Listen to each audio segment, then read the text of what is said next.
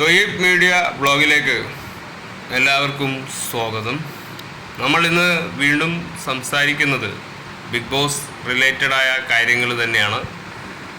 ആ കോണ്ടന്റിൽ തന്നെയാണ് നമ്മൾ പറഞ്ഞില്ലേ, പ്രഡിക്ഷൻ ലിസ്റ്റിൽ നമ്മൾ കുറേ പേരെ കണ്ടിരുന്നു. അപ്പോൾ അതിലെ ആൾക്കാരെ നമുക്ക് ഒന്ന് ഷെയർ ചെയ്യുക എന്നും കൂടി നമ്മുടെ ഉത്തരവാദിത്തമാണ്. ഒരു ബിഗ് ബോസ് തുടങ്ങുന്നതിന് മുമ്പ് ചില ചടങ്ങുകൾ എന്ന പോലെയുള്ള കാര്യങ്ങളാണ് ഇതൊക്കെ.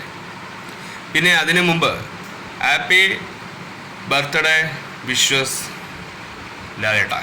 ലാലേട്ടൻ്റെ 65 ഇയേഴ്സിലേക്ക് കടക്കുന്ന ഈ ഒരു നല്ല കാലഘട്ടത്തിലേക്ക് 2025 ലാലേട്ടൻ്റെ തുടരുമെന്നുള്ളൊരു വർഷത്തിലേക്ക് കടന്നു കഴിഞ്ഞപ്പോൾ വളരെ നല്ലൊരു പോസിറ്റീവ് കിട്ടിയ ഒരു കാലഘട്ടത്തിലേക്ക്. അപ്പോൾ ആ സമയം ആണ് ബിഗ് ബോസിൻ്റെ അപ്ഡേറ്റുമായിട്ട് ലാലേട്ടൻ തന്നെ ഷെയർ ചെയ്തു എന്ന് പറഞ്ഞു. പക്ഷേ മോശമായ കുറേ കമൻസും മോശമായ അഭിപ്രായങ്ങളും നമ്മൾ കേൾക്കുന്നുണ്ട്. നമ്മൾ അതിലേക്കൊക്കെ തിരികെ വരാം. അപ്പോൾ ഒന്നാമത്തെ ആൾ നമ്മുടെ പ്രൊഡക്ഷൻ ലിസ്റ്റിൽ നമുക്ക് ഒട്ടും ഉറപ്പൊന്നുമില്ല, ഒരു ക്രിക്കറ്റ് പ്ലെയറാണ്. ക്രിസ്റ്റി സെബാസ്റ്റ്യൻ എന്നാണ് അദ്ദേഹത്തിൻ്റെ പേര്. അദ്ദേഹമായിരിക്കും ഇതിൽ ഉണ്ടാവുക. രണ്ടാമത്തെ ആൾ ഒരു അരുൺ നായരാണ്, ഒരു ഓണ്ടർപ്രണറാണെന്ന് എനിക്ക് തോന്നുന്നു. പ്രണവ് കൊച്ചു, സോഷ്യൽ മീഡിയയിൽ നിന്ന് തന്നെ ആളുകളുണ്ട്. പ്രണവ് കൊച്ചു എന്ന് പറഞ്ഞ ഒരു യൂട്യൂബർ, അദ്ദേഹത്തെ നമ്മൾ സോഷ്യൽ മീഡിയയിൽ കണ്ടിരുന്നു. അപ്പോൾ ഇദ്ദേഹം വരട്ടെ. സോഷ്യൽ മീഡിയയിൽ നിന്നും ആൾക്കാർ ബിഗ് ബോസ് എന്ന നല്ല രീതിയിൽ നല്ലൊരു ബേസിക്കൊക്കെ കാണിക്കുമെങ്കിൽ നല്ലതാണ്. പിന്നെ കന്യ ഭാരതി എന്ന് പറഞ്ഞ ആർട്ടിസ്റ്റാണ്. പിന്നെ നൗഫൽ ഷഹാബ് വ്ളോഗർ. പിന്നെ മായ കൃഷ്ണ എന്നൊരു ആർട്ടിസ്റ്റാണ്. നമുക്ക് കുറേ ഏഷ്യാനെറ്റിലൊക്കെ പ്രോഗ്രാം ചെയ്തിരുന്നു നിരവധി. ദിൽസിൽ ഇക്ബാൽ എന്ന് പറഞ്ഞൊരു ബോഡി ട്രെയിനറുണ്ട്. ഇദ്ദേഹത്തെ നമുക്ക് കുറേ കാലം അറിയാം. നല്ലൊരു മികച്ച ബോഡി ട്രെയിനറാണ്. ഇദ്ദേഹം വരുമെന്നാണ് അറിയുന്നത്. പിന്നെ ഒരു ഇൻ്റർവ്യൂവറാണ്, റോൺ ലോന ആങ്കർ. ചില ഇൻ്റർവ്യൂകളൊക്കെ നമ്മൾ ഇത് വളരെ ഗംഭീരമായി പറയാൻ വാക്കുകളൊക്കെ ഉപയോഗിക്കുന്ന ഒരാളാണ് റോഹൻ ലോന ആങ്കർ എന്ന് പറയുന്നത്. നമുക്ക് ഉറപ്പൊന്നുമില്ല ഇവർ വരുമെന്ന്. പിന്നെ ഫൗസിയ റഷീദ് എന്ന് പറഞ്ഞ ഒരു സിംഗറും കൂടി ഇതിൽ വരുന്നുണ്ട് എന്നൊക്കെയാണ് പറയുന്നത്. ശ്രീലക്ഷ്മി അറക്കൽ എന്ന് പറഞ്ഞ ഒരു ടീച്ചർ ഇതിൽ വരും, ഒരു ഫെമിനിസ്റ്റ് ആണ് എന്നൊക്കെ ആണ് പറയുന്നത്. രോഹിത് എന്ന് പറഞ്ഞ വീണ്ടും ഒരു യൂട്യൂബർ വരുന്നുണ്ട്. ജാസി എന്ന് പറയുന്ന ഒരു ലൈഫ് വ്ളോഗർ ചെയ്യുന്ന ആൾക്കാരുണ്ട്. ജാനകി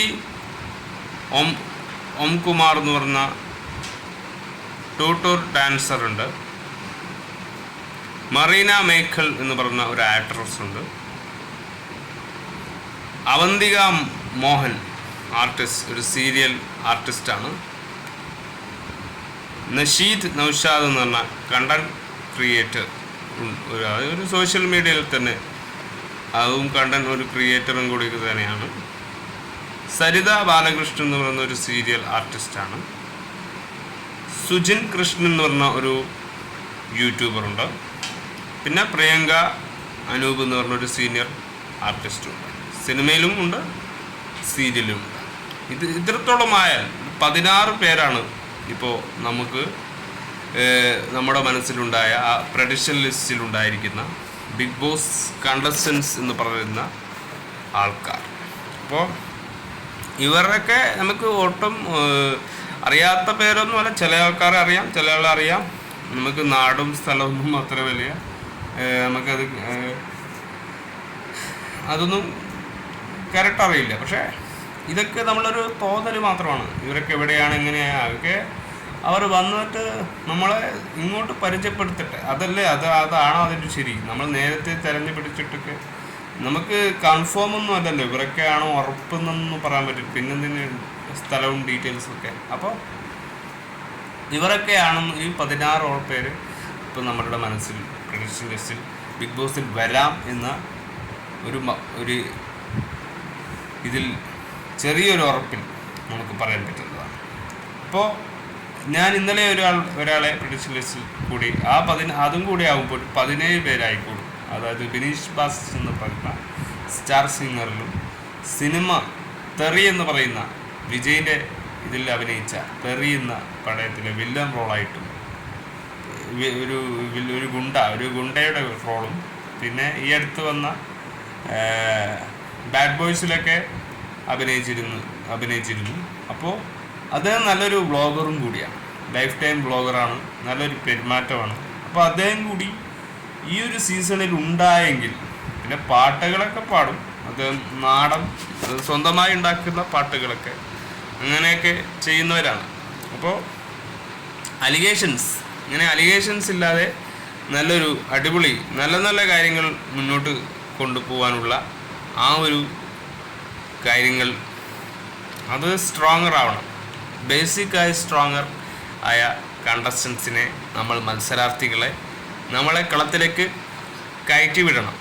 അതിനുള്ള നേതൃത്വം കൊടുക്കുക എന്നാണ്. PRO ചെയ്യുന്നു, മറ്റേ കാര്യങ്ങൾ ചെയ്തൊക്കെ ഒരുപാട് പേർ ചെയ്യുന്നുണ്ട്. നമ്മൾ അവരുടെ പരിചയക്കാരോ ആരോ ഒന്നുമില്ല, നമ്മൾ സാധാരണക്കാരാണ്, നമ്മളൊരു കണ്ണൂർക്കാരാണ്. അപ്പോൾ നമ്മൾക്ക് അവരെ അത്രയൊന്നും പരിചയമൊന്നുമില്ല. അപ്പോൾ അവരെ സ്ക്രീനിൽ കണ്ട ബന്ധവും മാത്രം ഉപയോഗിച്ചാണ്. പിന്നെ ഒരു ക്രിക്കറ്റ് പ്ലെയറെ എനിക്ക് അത്ര പരിചയമില്ല. അപ്പോൾ അദ്ദേഹം കൂടി ഉണ്ട് എന്നാണ് ഇതിൽ ഒരു പ്രഡിക്ഷൻ ലിസ്റ്റിൽ നമുക്ക് പറയാൻ പറ്റുന്നത്. അപ്പോൾ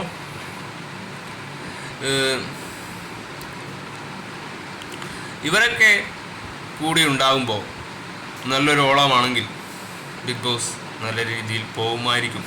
ഓക്കെ, അപ്പോൾ ബിഗ് ബോസിൽ എന്നും തമ്മിലടിയും എന്തിനും അഭിപ്രായം പറഞ്ഞു അങ്ങനെയുള്ളൊരു ചിന്തകൾ മാറ്റിയിട്ട് സത്യസന്ധമായ അപ്ഡേറ്റ്സ് കൊടുക്കുന്നത്, സ്വീകരിക്കാൻ തയ്യാറാകുന്നത്, അത് കൊടുക്കാനും പ്രേക്ഷകർക്ക് എന്ത് കൊടുക്കണമെന്ന് ചിന്തിക്കാനും എല്ലാത്തിനുള്ള ഒരു ഉത്ബോധം ഇവർക്കുണ്ടാവണം. എന്നാലേ നമുക്കത് എങ്ങനെ ആ ക്രൈറ്റീരിയ മറികടക്കുമെന്ന് നമുക്ക് പറയാം. പക്ഷേ ഇപ്രാവശ്യത്തെ മത്സരാർത്ഥികൾ നല്ല സ്ട്രോങ് ആയി നല്ല പവറുള്ള ആൾക്കാരാക്കണമെങ്കിൽ ലാലേട്ടനും കുറിച്ച് ഇതാക്കണം. ഒരു 5-6 ദിവസം വരെ ലാലേട്ടൻ നല്ല സ്ട്രോങ്ങിൽ നിന്നാലും കുറച്ച് കഴിയുമ്പോൾ ആ ആവേശം ഒന്ന് കുറഞ്ഞു പോയി നിൽക്കും. അപ്പോൾ അത് പാടില്ല. ഒരു തുടരും വൈബ് ഉണ്ടാക്കി കൊടുക്കുക. ലാലേട്ടൻ അങ്ങനെയാണല്ലോ ഇത്രയും കാലം ജനങ്ങളെ കണ്ടുകൊണ്ടിരിക്കുന്നത്. ഞാനൊരു മെയിൻ ലാലേട്ടൻ ഫാനാണ്. പക്ഷെ ഞാനൊന്നും ഇതുവരെ മോഹൻലാലിനെ കണ്ടിട്ടില്ല. മോഹൻലാലുമായിട്ട് ഒന്നും സംവാദം പോലും ചെയ്യാനുള്ള ഭാഗ്യം എനിക്ക് കിട്ടിയില്ല. അത് അള്ളാഹ് എന്ന് പറയുന്നവർ കടാക്ഷിക്കുന്നില്ല. അപ്പം എന്തുകൊണ്ടാണെന്ന് ഞാൻ ഒരുപാട് ആലോചിക്കാം. അതുകൊണ്ടാണ് ഞാൻ ബിഗ് ബോസ് എന്ന് പറയുന്ന ഷോയിൽ വരാൻ വളരെ വലിയ ആഗ്രഹക്കാരനാകുന്നത്. ആ ഷോയിൽ വരാൻ ഇവരെ പോലത്തുള്ള യൂട്യൂബർ തന്നെയാണ് ഞാൻ. എനിക്ക് എങ്ങനെ ബിഗ് ബോസിലേക്ക് വരാമെന്നൊക്കെ അതൊന്നും നമുക്കറിയില്ല. അതുകൊണ്ട് തന്നെ ഇവരെ പോലെ തന്നെ ഞാനും ഒരു യൂട്യൂബർ തന്നെയാണ്. അപ്പോൾ സോഷ്യൽ മീഡിയയെ കുറച്ച് ഹാൻഡിൽ ചെയ്യാനൊക്കെ നോക്കാറുണ്ട്. ന്യൂസ് ടോക്കൊക്കെ ഒരുപാട് ചെയ്യാറുണ്ട്. സിനിമ റിവ്യൂസ് കണ്ടതെല്ലാം പറയുന്നുണ്ട്. അങ്ങനെ ചില കാര്യങ്ങൾ നമ്മളും, പിന്നെ ഇങ്ങനെ യാത്രകളൊന്നും കൂടുതൽ നമുക്ക് സവാരി ചെയ്യാനുള്ള പണം കയ്യിലില്ലാത്തതുകൊണ്ടും നമ്മൾ എവിടെയെങ്കിലും ഇരുന്നു കൊണ്ട് തന്നെയാണ് വ്ളോഗ് ചെയ്യാറുള്ളത്. അപ്പോൾ വ്ളോഗല്ല, നമ്മുടെ യൂട്യൂബൊക്കെ സ്റ്റാർട്ട് ചെയ്യാറുള്ളത്. അപ്പോൾ ഇതാണ് നമ്മൾ പറയുന്നത്. അപ്പോൾ ബിഗ് ബോസിൻ്റെ ആ ഒരു IQ നിലനിർത്തുക. ഈ 100 ദിവസം വരെ 50 ദിവസമെങ്കിലും പിടിച്ചു നിൽക്കണം ആ നല്ലൊരു പേര്. അപ്പോൾ അതിനൊക്കെയാണ് നമ്മൾ കാത്തിരിക്കുന്നത്. ലാലേട്ടനെ ഒരിക്കലും മോശമായ ഒരു രീതിയിൽ അദ്ദേഹത്തെ പോലുള്ളൊരു നടൻ വാങ്ങിക്കൂട്ടുന്ന ഒരുപാട് തെറികളുണ്ട്. അതൊക്കെയാണ് ഞാൻ പറയുന്നത്. അതൊക്കെ പലർക്കും ലാലേട്ടനെ ഈ ഒരു ഷോ ആങ്കർ ചെയ്യുന്നത് വളരെ ഇഷ്ടമില്ലാത്ത കാര്യമാണ്. അവർ മുഖത്ത് നോക്കി പറയുകയും ചെയ്തിട്ടുണ്ട്, നമുക്കൊന്നും തീരെ ഇഷ്ടപ്പെടുന്നില്ല ലാലേട്ടാ.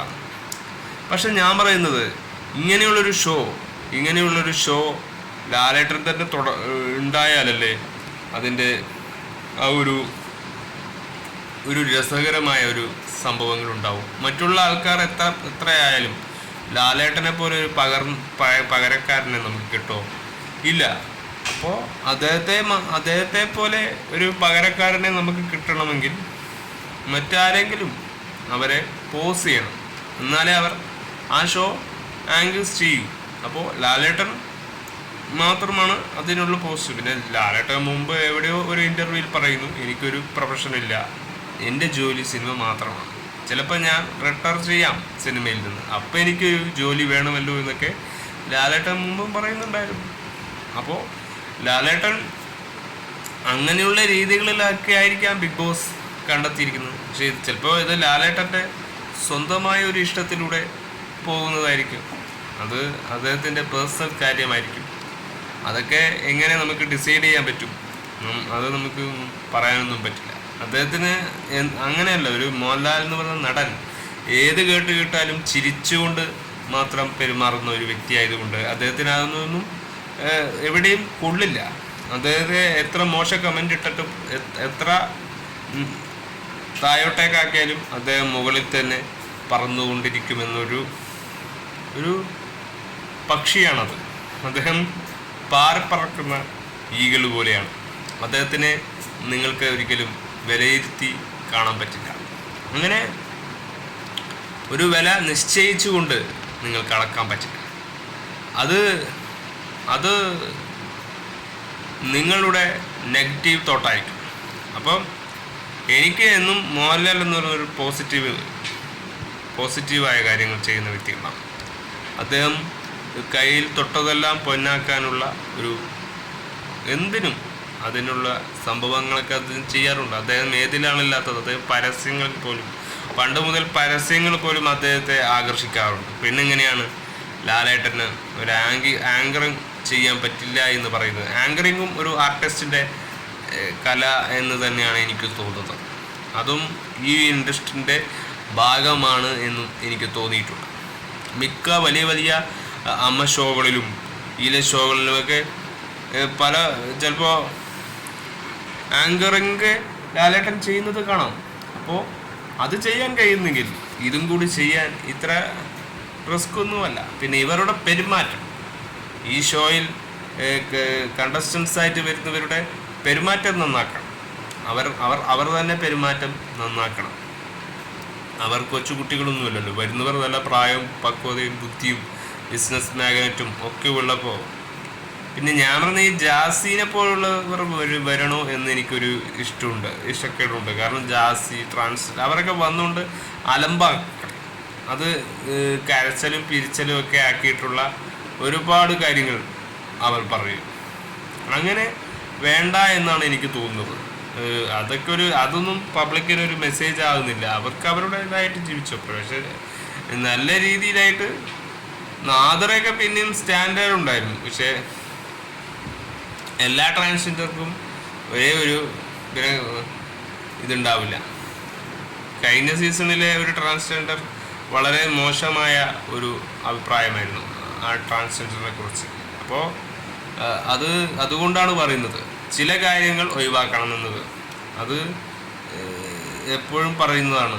അപ്പോൾ അത് ഒഴിവാക്കേണ്ടത് ബിഗ് ബോസാണ്. അത് ബിഗ് ബോസിൻ്റെ ചുമതലയും കൂടിയാണ് എന്നാണ് ഞാൻ പറയുന്നത്. ഓക്കെ, ഇത്രയാണ് നമ്മളെ ട്രഡീഷണൽ ലിസ്റ്റിലുള്ളത്. ബാക്കി ഇനി എന്തൊക്കെയാണുള്ളതെന്ന് നമുക്ക് പിന്നീട് പറയാം. Bye for ever.